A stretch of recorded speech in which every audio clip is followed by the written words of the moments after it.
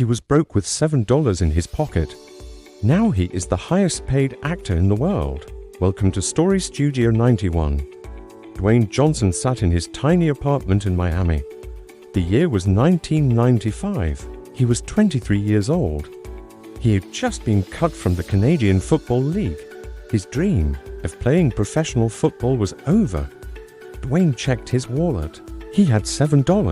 $7 to his name. No job, no prospects. No plan. He called his father, a professional wrestler. His voice cracked as he spoke. "Dad, I failed. I don't know what to do." His father was silent for a moment. Then he said something that changed everything. Sometimes life puts you exactly where you need to be, even when it feels like you're lost. Dwayne hung up the phone. He looked at those $7. He made a decision. This was not the end. This was the beginning. Dwayne was born in 1972 in California, but he moved constantly. His father, Rocky Johnson, was a professional wrestler who traveled for work. The family was always broke. They lived in tiny apartments. Sometimes they had no electricity. Dwayne watched his mother cry when they were evicted. He was 14 years old when sheriffs came and put their belongings on the street. Dwayne felt ashamed, powerless. He promised himself that one day he would take care of his mother. One day she would never worry about money again. But life got harder before it got better. In high school, Dwayne got into trouble. He hung out with the wrong crowd. He stole. He fought. He was arrested multiple times. By age 17, Dwayne had been arrested 8 times. He was headed down a terrible path. Then a football coach saw potential in him. The coach pushed Dwayne to focus on sports. Football became Dwayne's salvation. He was big, fast, powerful.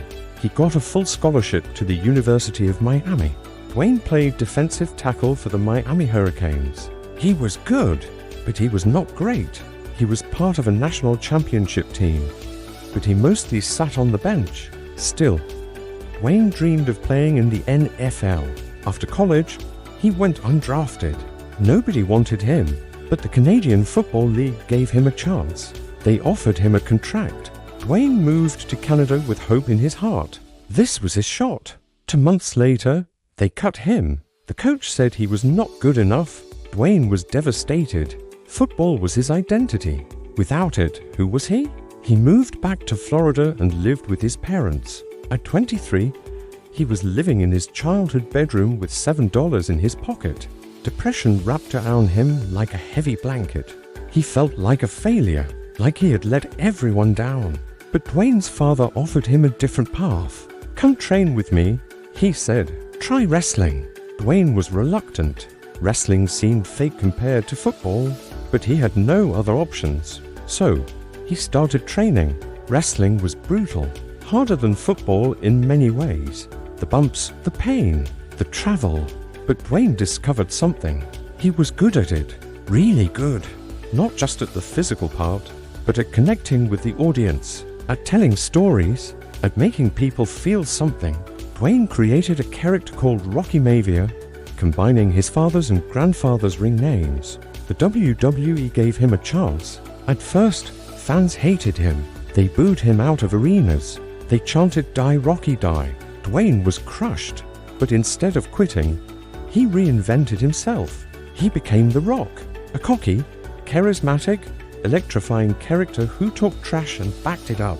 The fans fell in love with The Rock. Dwayne became the biggest star in wrestling history. But Dwayne wanted more. He wanted to be in movies. Everyone told him it was impossible. Wrestlers do not become movie stars. Hulk Hogan tried and failed. Others tried and failed. Hollywood would never accept him. But Dwayne did not listen. In 2001, he got his first major role in The Mummy Returns. He played the Scorpion King. He had maybe 3 lines, but audiences loved him. Hollywood noticed. They gave him his own movie, The Scorpion King. It made over $165 million. Dwayne started getting more roles, but early on, he made bad choices. He did kids' movies that flopped.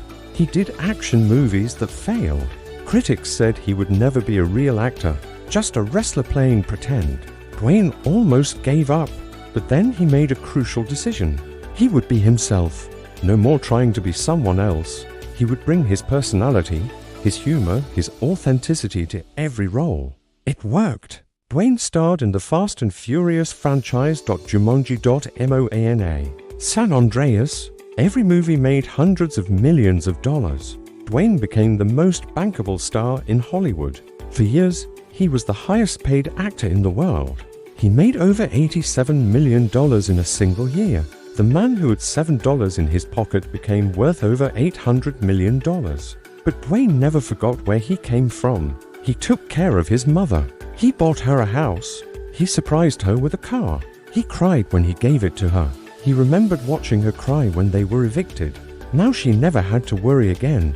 Dwayne also gave back. He donated millions to charity. He visited sick children in hospitals. He used his platform to inspire people. He was real. He was authentic. People loved him for it. Dwayne also built a business empire. He created his own production company, $7 Productions, named after the $7 in his pocket. He launched a tequila brand, Terramana. It became one of the fastest growing spirits brands in history. He bought the XFL Football League. He invested in companies. He built an empire that extended far beyond movies. Dwayne once said something that defines his philosophy. Success is not always about greatness, it is about consistency. Consistent hard work leads to success. Greatness will come. Those words are gold. Dwayne was not the most talented football player. He was not the most talented wrestler. He was not the most talented actor, but he outworked everyone. He showed up every day.